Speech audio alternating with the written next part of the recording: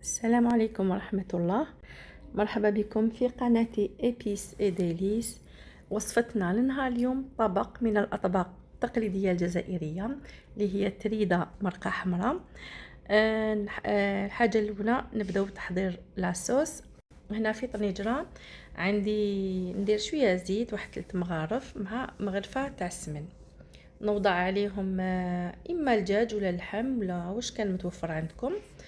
من بعد نوضع التوابل، عندي الملح على حسب الذوق، ونضيف فلفل كحل، ونزيد نحط قزبر مرحي. هنا نحطهم يتقلاو لمدة 10 دقائق.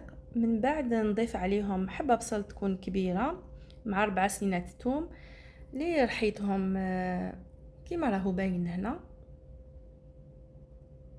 ونعاود نخليهم يتقلاو مرة واحدة اخرى حتى يدبل عندنا البصل. من بعد نضيف عليهم 2 حبات طوماطيش كبار اللي كنت رافيتهم مع 2 مغارف كبار تاع طماطم مصبره. هنا بلا ما نساو فلفل عكري، ندير مغرفه صغيره تاع فلفل عكري. ما درناهاش من الاول هكا باش ما تتحرقناش كي يكون يتقلى البصل. من بعد نمرق بالكميه المناسبه اللي تغطي لي كامل هذا الدجاج. نوضع الحميصه ونخليها طيب على نار تكون متوسطه لمده 40 دقيقه، ونروح نحضر التريده ديالنا. هنا بالنسبه للتريده الكميه على حساب عدد افراد العائله ديالكم. نوضع لها كميه تاع الزيت هكا باش كامل هاد الحبيبات تاع التريده لازم يتغلفوا بالزيت باش كي نحطوها تفور ما تتعجنناش. هنا نجيب الكسكاس اللي نفور فيه التريده، نعمر كامل الكميه ونحطها تفور. هنا بعد ما يطلع لها الفوار نحسب لها 15 دقيقه ونعاود نحيها.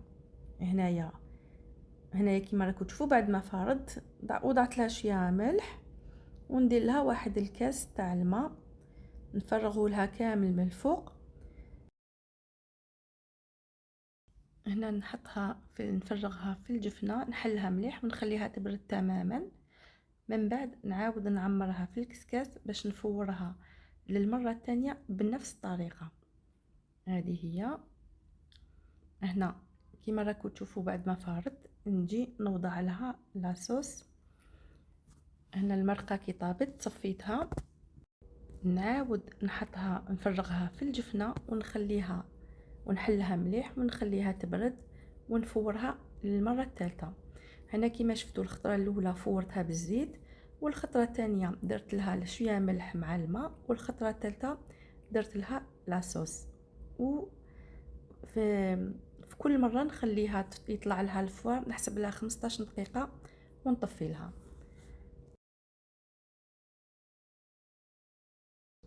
هنا في الاخير كيما بعد ما طابت لاصوص صفيتها، نحيت لها الدجاج والحميصه وصفيتها، ودوك نوضع فيها الكميه تاع هذيك التريده.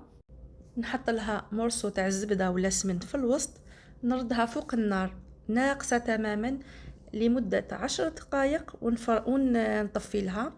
من بعد نوريها لكم في صحن التقديم.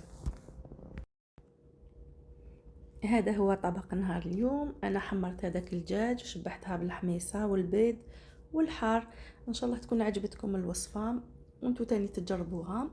بقى لي غير نقول لكم دمتم في امان الله والسلام عليكم.